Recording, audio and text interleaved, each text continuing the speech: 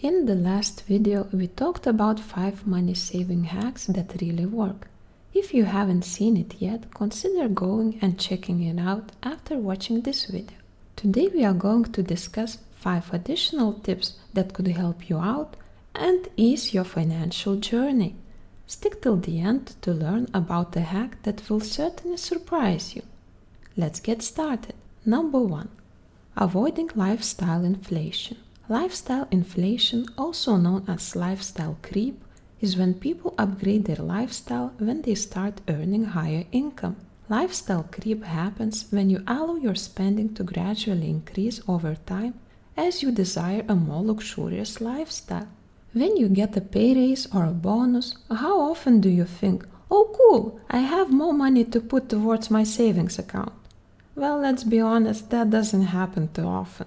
When we are given more money, we start thinking about how to spend this excess of money we're suddenly in possession of. And it can be a trap, holding us back from our saving and investing goals. That is why experts recommend setting a budget and contributing to savings and retirement accounts to combat lifestyle inflation. Avoiding lifestyle creep doesn't mean that you should not treat yourself. You can certainly do it, but within reason. When you give yourself some fun money, you set aside the amount of money for anything that makes you happy. Treating yourself is extremely important, and you can reward yourself for a given presentation for not spending $200 on those designer shoes that you would not probably wear anyway, or simply because. Full stop. You should remember that depriving yourself of what brings you joy and only concentrating on paying bills and saving money is irritating and possibly even unhealthy in some extreme frugality cases. Number 2. Meal prepping. According to Google, the average meal prepared at home costs around $4 for groceries. As a matter of fact, a $15 restaurant meal is about 375% more expensive than a $4 meal that you prepare yourself. You could save even more if you make and use leftovers. There are plenty of healthy and inexpensive recipes on the internet that you could try based on your eating habits and on your food choices.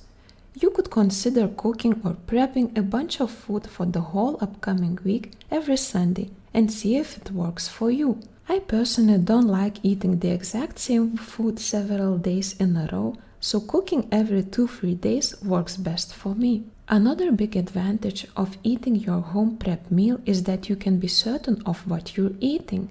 It goes without saying that in some eateries the quality and the food provenance is uncertain, doubtful even. So, win-win situation. Number 3. Thinking twice before spending anything above $100. We should allow ourselves some time to think before making any bigger purchase.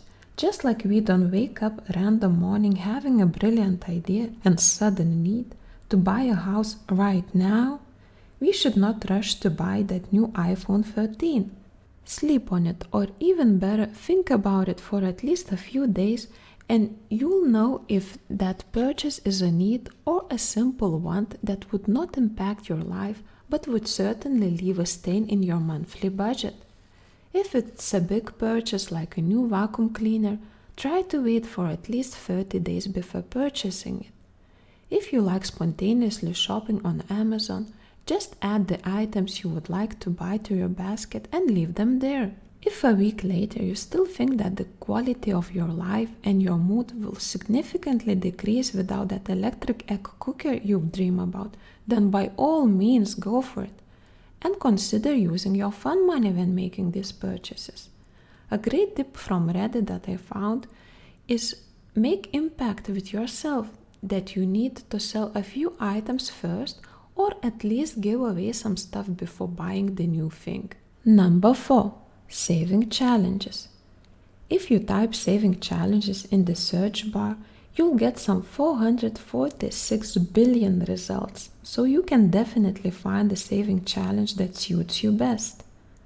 I personally tried and found the no spend, the 52-week saving, and the keep all the change challenges to be the most amusing. I see you raising your eyebrows, but saving can be fun. Just choose a challenge that works best for your financial goals or capacity to contribute to your savings. I plan to make a video just about the saving challenges, so don't forget to subscribe if you would like to learn more about that. Number 5. Staying intellectually curious. I bet you didn't see this one coming, did you? I think the statement is undervalued and oftentimes overlooked. Only by staying curious, you keep searching for relevant information, opening your mind for other possibilities, acquiring financial knowledge.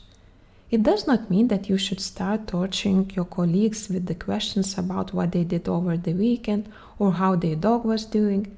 It is about your financial literacy. Curiosity is key to learning, and it makes your mind perceptive of new ideas.